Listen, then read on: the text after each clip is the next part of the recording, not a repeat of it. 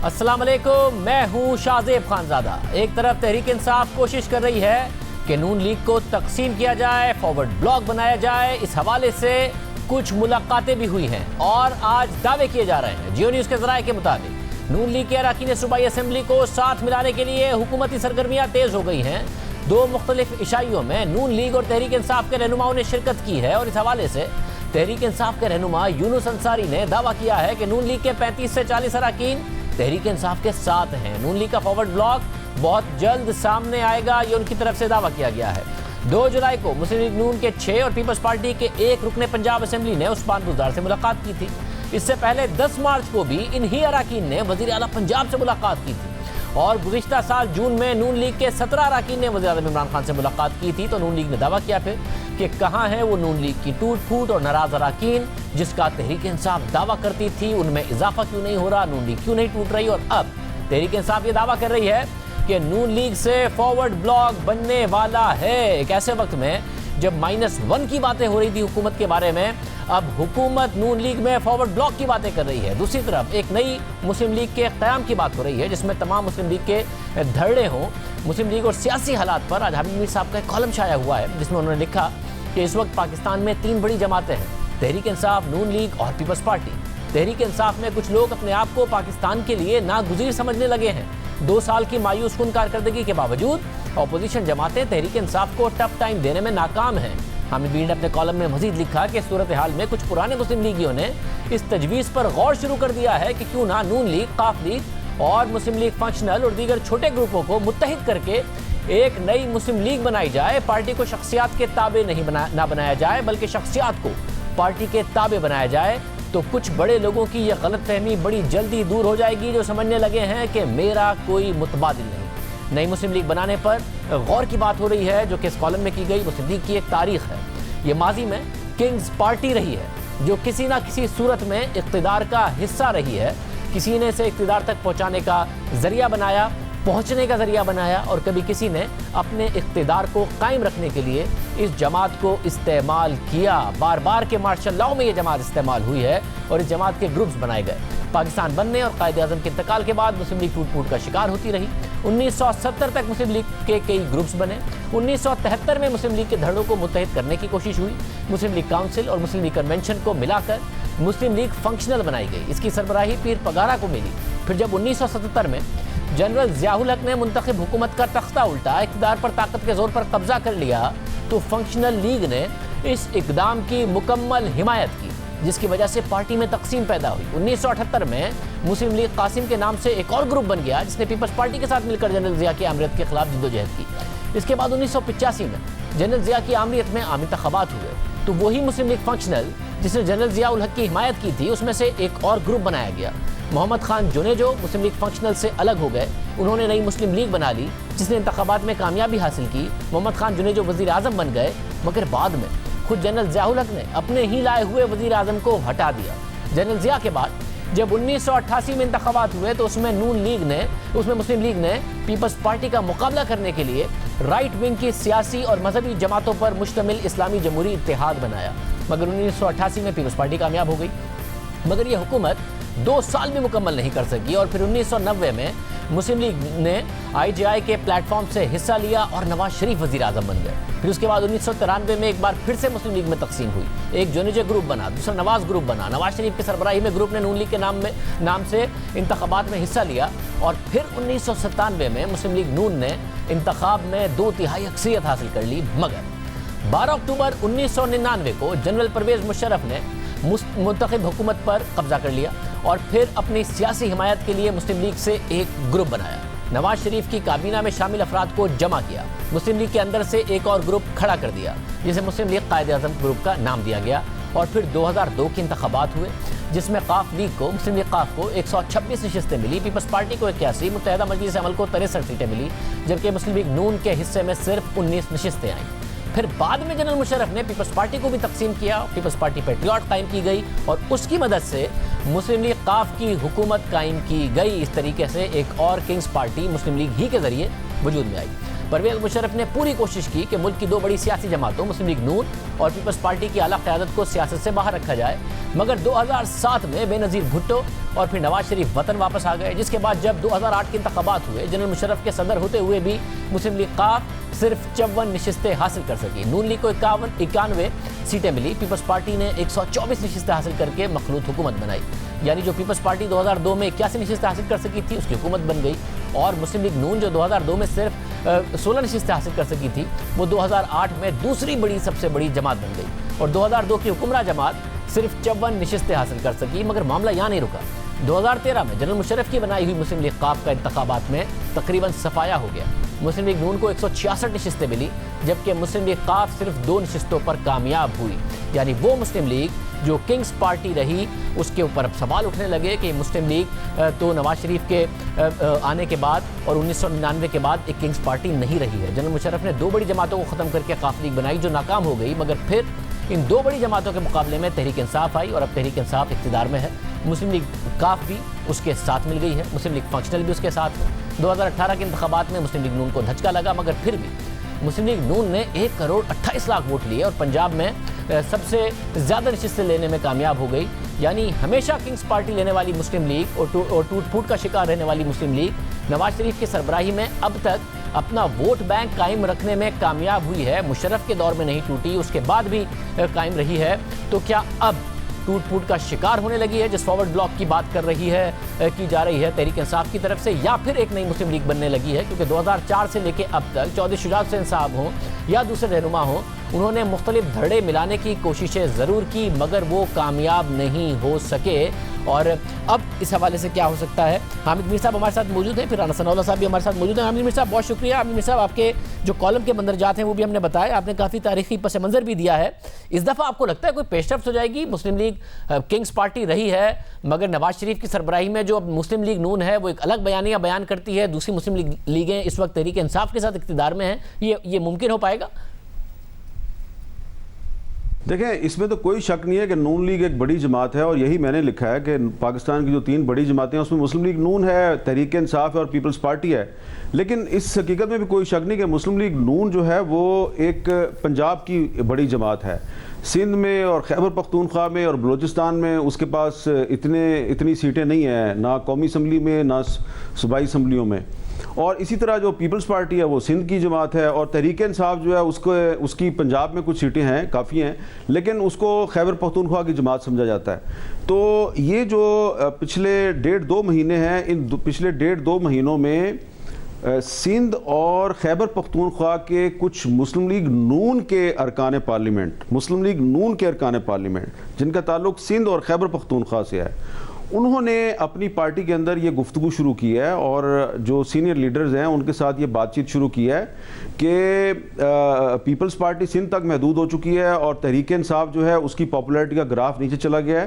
اس صورتحال میں مسلم لیگ نون کو چاہیے کہ وہ قاف لیگ کے ساتھ اور جو فنکشنل لیگ ہے اور کچھ مسلم لیگ کے چھوٹے گروپس ہیں ان کے ساتھ اتحاد کر کے ایک قومی جماعت بن کے سامنے آئے، کیونکہ اگر یہ اتحاد ہوگا تو فنکشنل لیگ کے ساتھ اتحاد کا مسلم لیگ نون کو فائدہ ہوگا سندھ میں، اور اگر قاف لیگ کے ساتھ اتحاد ہوگا تو اس کا فائدہ ان کو خیبر پختونخوا میں بھی ہو سکتا ہے اور بلوچستان میں بھی ہو سکتا ہے، اور اگر کچھ اور گروپوں کے ساتھ اتحاد ہو جائے تو اس کو پنجاب میں بھی فائدہ ہو سکتا ہے۔ تو یہ جو بنیادی طور پہ اس میں یہ بات طے ہے کہ جو ایک نئی یونائٹڈ مسلم لیگ ہوگی اس کے قائد تو نواز شریف ہی ہوں گے، اور جو نواز شریف صاحب چاہیں گے وہی ہوگا اس میں، لیکن وہ یہ چاہ رہے ہیں کہ یہ پارٹی جو ہے اس کو تھوڑا بوسٹ کیا جائے، اس کو ایک قومی جماعت بنایا جائے، اور وہ جو کچھ لوگ آج کل تحریک انصاف کو کہتے ہیں کہ تحریک انصاف کے علاوہ کسی کے پاس کوئی چوائس نہیں ہے، تو اس کو ایک نئی چوائس بنانا چاہ رہے ہیں کہ ایک اور چوائس بھی ہونی چاہیے۔ تو بنیادی آئیڈیا یہ ہے اس کے پیچھے، لیکن میں آپ کو یہ بھی بتا دوں کہ 2008 اور 2013 کے درمیان یہ جو 5 سال تھے 6 سال تھے، اس دوران میں کوشش ہوئی تھی کہ قاف لیگ اور نون لیگ کو اکٹھا کیا جائے، اور اس میں میری جو براہ راست اس میں میری جو انفارمیشن ہے وہ یہ ہے کہ اس میں چودھری شجاعت حسین اور نواز شریف صاحب کافی حد تک انکلائنڈ تھے کہ سب پارٹیوں کو اکٹھا کیا جائے، لیکن شہباز شریف اور چودھری پرویز لائی صاحب کے کچھ اس میں تحفظات تھے اور معاملہ آگے نہیں بڑھ سکا. تو بنیادی طور پہ یہ جو تمام بڑے گروپ ہیں اس وقت مسلم لیگ کے, اس میں نون لیگ ہے, کاف لیگ ہے اور فنکشنل لیگ ہے, بنیادی طور پہ تو یہ سارے جو ہیں یہ اسٹیبلشمنٹ کی مدد سے بنے ہیں یا مارشل ادوار کی پیداوار ہیں. جو مسلم لیگ نون ہے, آپ کو یاد ہوگا جب 1988 میں ضیاء الحق نے محمد خان جنیجو کی حکومت برطرف کی تھی تو اس وقت نواز شریف صاحب نے ضیاء الحق کا ساتھ دیا, لہٰذا جنیجو گروپ علیحدہ ہو گیا, نواز شریف گروپ علیحدہ ہو گیا.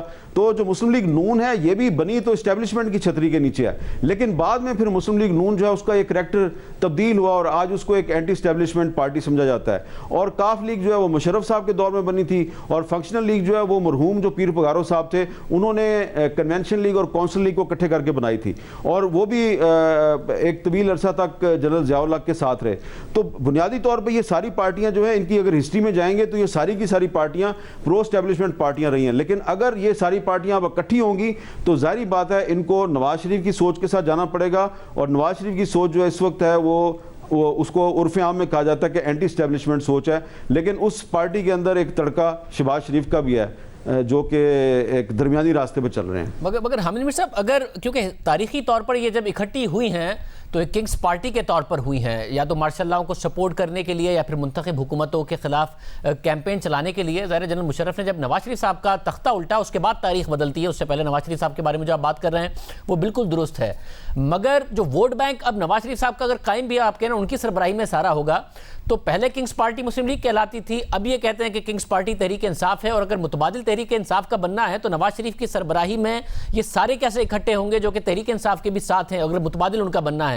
بیانیہ نواز شریف کا چلے گا یا شہباز شریف کا چلے گا؟ نواز شریف کا چلے گا تو یہ سب کیسے اکٹھے ہوں گے, شہباز شریف کا چلے گا تو نواز شریف کیسے سربراہی کریں گے؟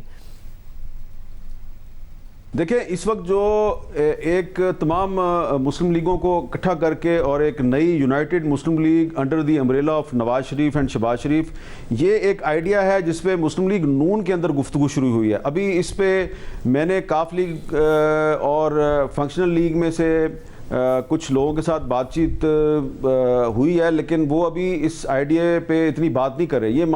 یہ آئیڈیا مسلم لیگ نون کے اندر سے جنریٹ ہوا ہے اور وہ اس پہ بات کریں, لیکن ساتھ ہی ساتھ اس کے متبادل بھی ایک تجویز جو ہے وہ بھی چل رہی ہے, اور وہ یہ ہے کہ کاف لیگ اور مسلم لیگ نون کا اتحاد قائم کیا جائے, اور اس اتحاد میں پیپلز پارٹی اور دیگر اپوزیشن پارٹیاں بھی شامل ہو جائیں گی, اور اس کے نتیجے میں پنجاب میں بھی تبدیلی آ سکتی ہے اور مرکز میں بھی تبدیلی آ سکتی ہے. اور جب وہ تبدیلی آ جائے اور معاملات میچور ہو جائیں تو اس کے بعد پھر جو بڑی مسلم لیگ کے 3 بڑے گروپ ہیں ان کو اکٹھا کیا جائے. تو یہ بھی ساتھ ساتھ چل رہا ہے. ظاہری بات ہے, آپ نے بڑا اچھا سوال اٹھایا کہ اگر تحریک انصاف آج ایک کنگز پارٹی ہے تو اس کا متبادل بننا ہے, تو پھر ظاہری بات ہے متبادل بھی ایک کنگز پارٹی ہوگا, تو پھر پالیسی کس کی چلے گی, نواز شریف کی چلے گی یا شہباز شریف کی چلے گی؟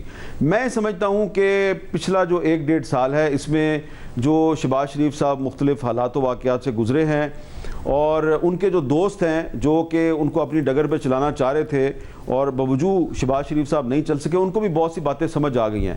تو لگتا مجھے یہی ہے کہ ایک درمیانی راستے پہ چلنا پڑے گا مسلم لیگ نون کو, اور وہ درمیانی راستہ یہ ہوگا کہ نہ تو آپ کو کسی ادارے کے ساتھ محاذرہ کرنی ہے اور نہ ہی آپ کو کسی ادارے سے ڈکٹیشن لینی ہے. آپ کو اگر پاکستان کو آگے لے کے جانا ہے تو اس کے لیے ضروری ہے کہ آپ 1973 کا آئین ہے, 1973 کے آئین کی اصل سپرٹ کے مطابق اس پہ عمل درآمد کریں اور سیاسی اداروں کو مضبوط بنائیں.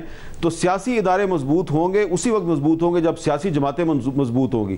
تو اگر آپ سیاسی جماعت کو مضبوط بنائیں تو میں سمجھتا ہوں کہ وہ ایک درمیانی راستہ ہے, اور جب مضبوط سیاسی جماعت کا مطلب یہ نہیں ہے کہ آپ کسی ریاستی ادارے کے ساتھ محاذرہ کریں. مضبوط سیاسی جماعت کا مطلب یہ ہے کہ آپ کی پارٹی کے اندر ڈیموکریسی ہونی چاہیے, ایک مینیفیسٹو جو ہے اس پہ آپ کو چلنا چاہیے, کسی شخصیت کا تابع نہیں بننا چاہیے, پارٹی کو کسی شخصیت کا تابع نہیں ہونا چاہیے, شخصیات کو پارٹی کا تابع ہونا چاہیے, تبھی آپ پاکستان کو آگے لے جا سکتے ہیں. اور یہی اصل راستہ ہے جس پہ چلتے ہوئے تمام پولیٹیکل پارٹیز اپنے آپ کو مضبوط کر سکتی ہیں اور پاکستان میں جمہوریت کو بھی مضبوط کر سکتی ہیں. مجھے آخر میں بتا دیں, مسلم لیگ اگر یہ پلان کر رہی ہے, آپ نے کہا نون لیگ کے اندر یہ ہو رہا ہے, تحریک انصاف ایک الگ پلان کر رہی ہے اور فارورڈ بلاک بنانے کی کوشش کر رہی ہے, اور کہہ رہے ہیں کہ اب 30 سے 40 جو نون لیگ کے رہنما ہیں الیکٹڈ آفیشلز وہ ان کے ساتھ ہیں اور فارورڈ بلاک بننے والا ہے. آپ کو لگ رہا ہے کہ اب فائنلی تحریک انصاف کامیاب ہو سکتی ہے فارورڈ بلاک بنانے میں؟ دیکھیں اس فارورڈ بلاک کی وجہ جو ہے وہ یہ ہے کہ ख़ास तौर पे पंजाब में वज़ीर आला की तब्दीली के बारे में बड़ी गुफ्तगू हो रही है। और पहले तो जो वज़ीर आला साहब थे उनको इमरान खान साहब के साथ साथ परवेज़ लाई साहब की भी तायद हासिल थी।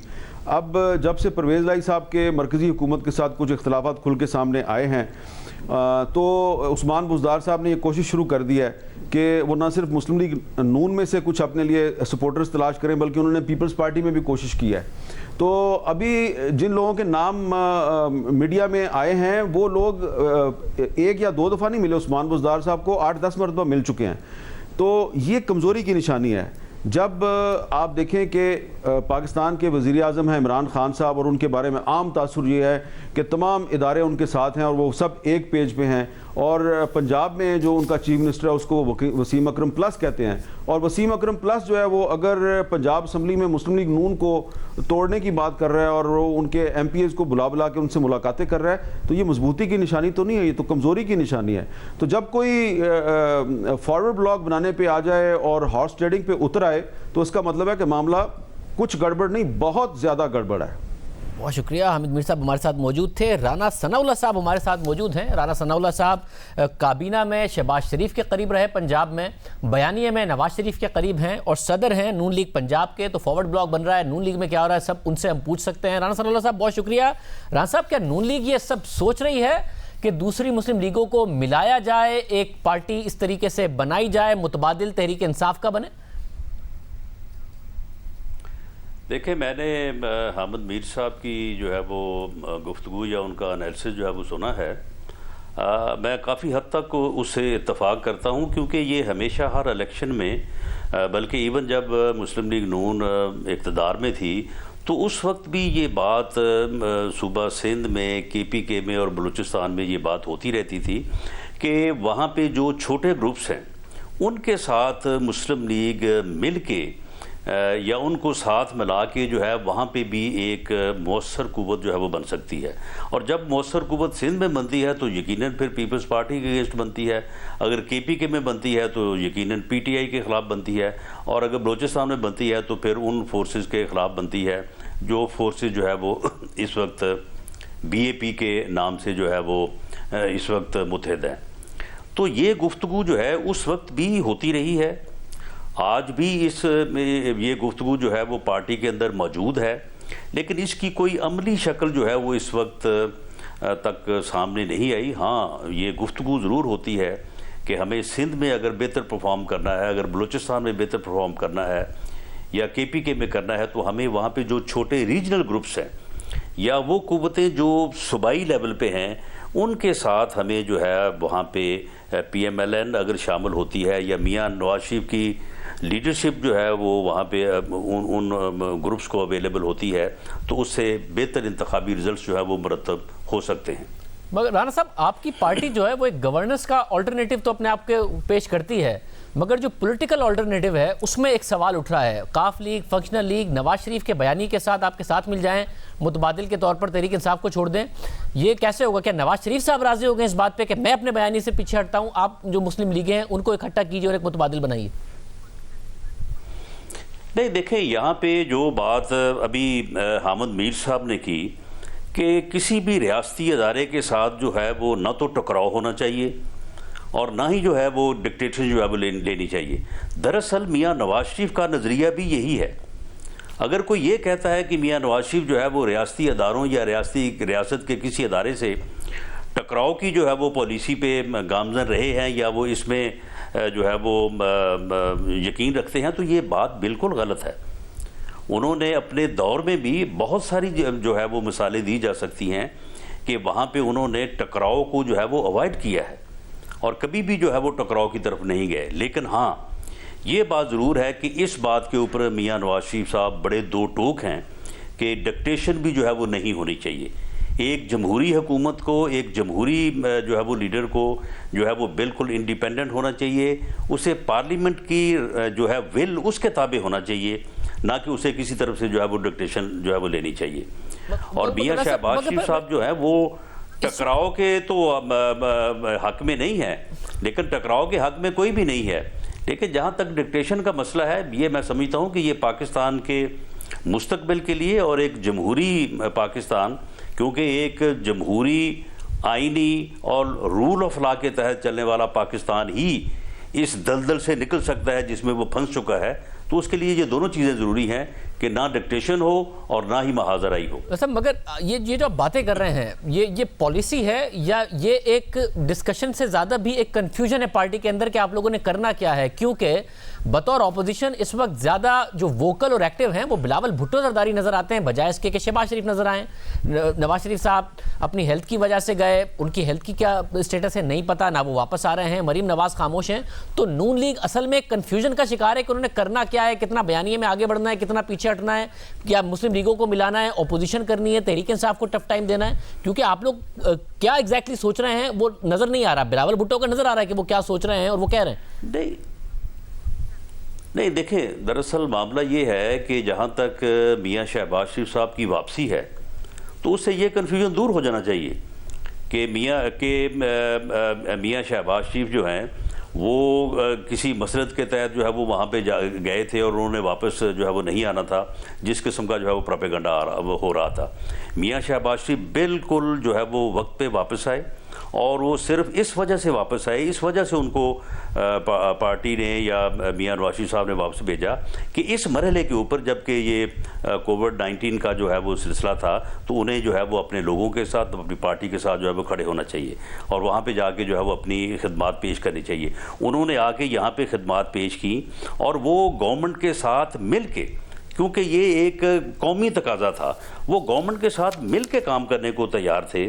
لیکن بہرحال گورنمنٹ کی طرف سے کوئی جو ہے وہ آفر یا ایکسیپٹنس اس بارے میں نہیں ہوئی تو انہوں نے پارٹی کو متحرک کیا, خود وہ متحرک ہوئے اور وہی وجہ ہے کہ ان کے خلاف جو ہے یہ دوبارہ کیس بنایا گیا اور دوبارہ. مگر 35 سے 40 لوگ واقعی فارورڈ بلاک بن رہا ہے. آپ مسلم لیگ نون پنجاب کے صدر ہیں.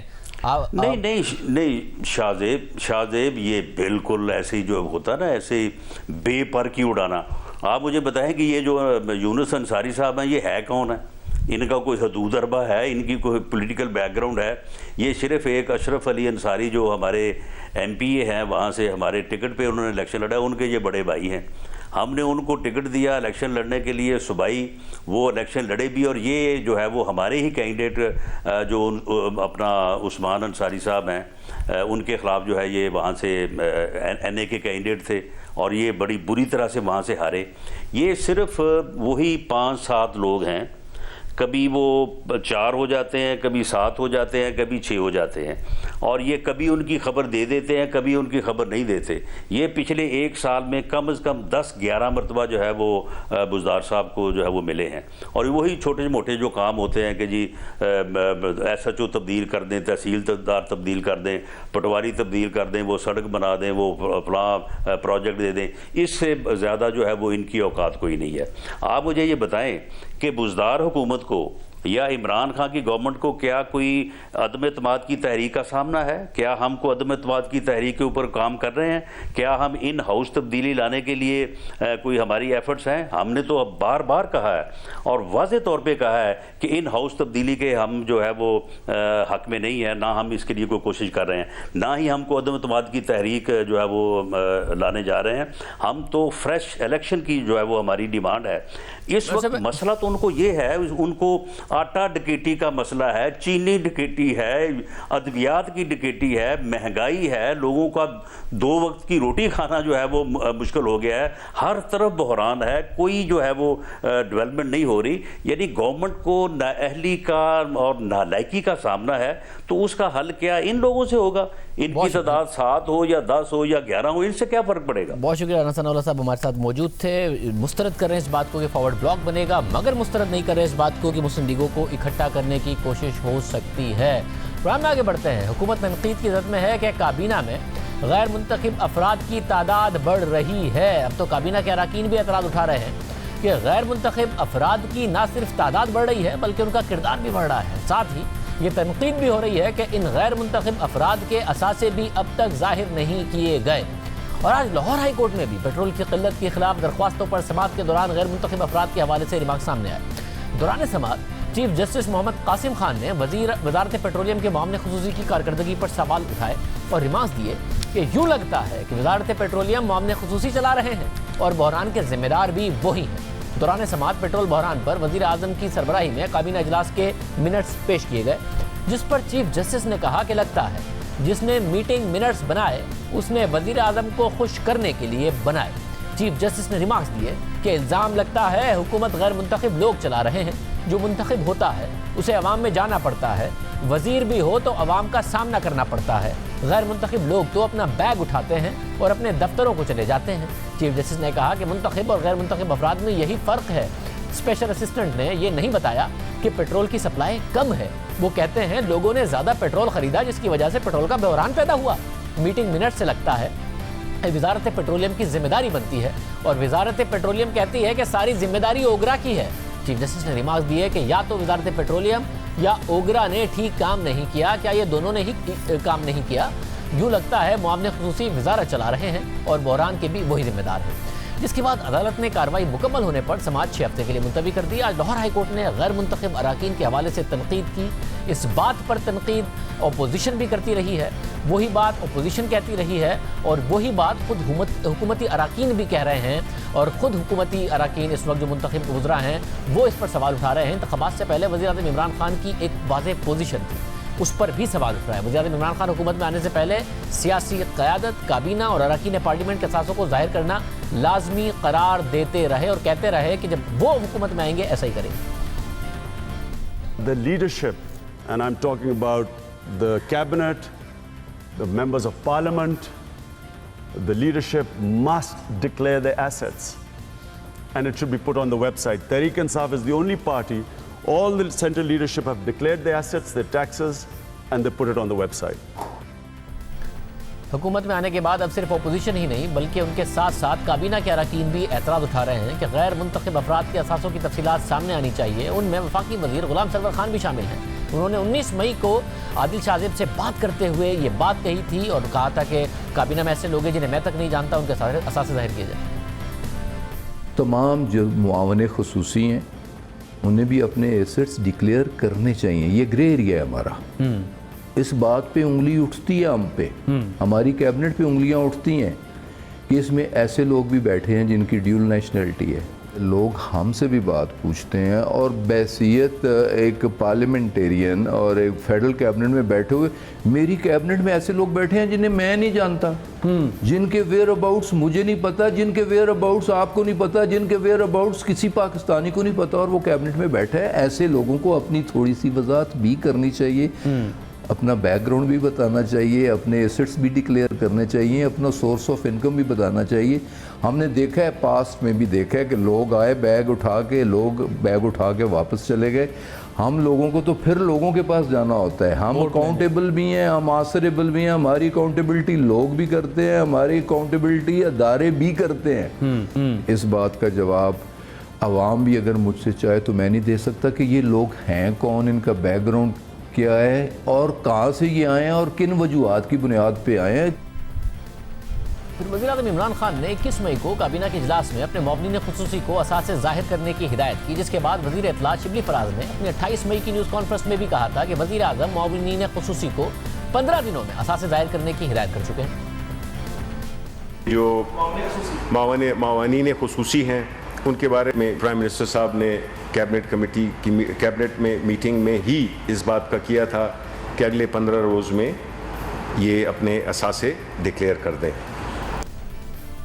वज़ीर आज़म ने कह दिया इसका मतलब 5 जून तक ये असासे ज़ाहिर हो जाने चाहिए थे, मगर ज़ाहिर नहीं हुए। इस हवाले से 14 जुलाई को वफाकी वज़ीर इत्तला शिबली फराज ने न्यूज़ कॉन्फ्रेंस में कहा कि हमारे मुआवनीन खुसूसी के जो असासे हैं वो वेबसाइट पर मौजूद हैं और उनमें अगर कोई कमी बेशी नज़र आए तो आप मुझसे पूछ सकते हैं। उन्होंने साथियों से कहा हमारे मुआवनीन खुसूसी हैं, उनकी बिल्कुल एसेट्स लाइबिलिटीज़ सब वेबसाइट पे मौजूद हैं, आपको चेक करना चाहिए और अगर आपको कोई उसमें कमी बेशी नज़र आए तो आप मुझसे अगली किसी प्रेस कॉन्फ्रेंस में पूछ सकते हैं। शिबली फराज के इस बयान को 3 दिन हो गए हैं। हमने गैर मुंतखब अफराद के असासों की तफसीलात वज़ीर आज़म हाउस की वेबसाइट पर तलाश की, कैबिनेट डिवीज़न की वेबसाइट पर तलाश की, मगर हमें ये तफसीलात नहीं मिली। मतलूबा वेबसाइट से मुताल्लिक हमने शिबली फराज साहिब से भी मालूमात मांगी मगर उनकी तरफ से 3 दिन से कोई जवाब नहीं आया। गुज़िश्ता रोज़ फिर वज़ीर मुमलिकत बराए पार्लिमानी उमूर अली मोहम्मद खान ने अरशद शरीफ साहब के पूछने पर बताया कि उन्होंने कैबिनेट सेक्रेटरी से इस हवाले से पूछा तो कैबिनेट सेक्रेटरी ने उन्हें बताया کہ ان کے پاس معلومات آ گئی ہیں, جیسے ہی وزیر اعظم ہاؤس سے ڈائریکشن آ جائے گی تو پھر ویب سائٹ پر اپڈیٹ کر دیا جائے گا. تو کیبنٹ سیکرٹری صاحب سے میں نے آج پوچھا ہے اور کیبنٹ سیکرٹری صاحب نے مجھے انفارم کیا ہے کہ ان کے پاس تمام کی انفارمیشن آ گئی ہے اور جلدی جیسے پرائم منسٹر آفس سے ان کو اس کا ایک ڈائریکشن آ جائے گی تو اس کے ویب سائٹ پہ بھی ڈال دیں گے. تمام انفارمیشن جو ایڈوائزرز ہیں یا ایس اے پی ایمز ہیں ان کو آ گئی ہیں. وزیر اعظم کی ہدایت کو 2 ماہ ہونے والے ہیں. شبلی فراز صاحب کی دعوے کو 3 دن ہونے والے ہیں. علی محمد خان صاحب کے بیان کو 24 گھنٹے ہو گئے ہیں. تفصیلات ابھی تک سامنے نہیں آئی ہیں. پروگرام میں بڑی شامل کریں.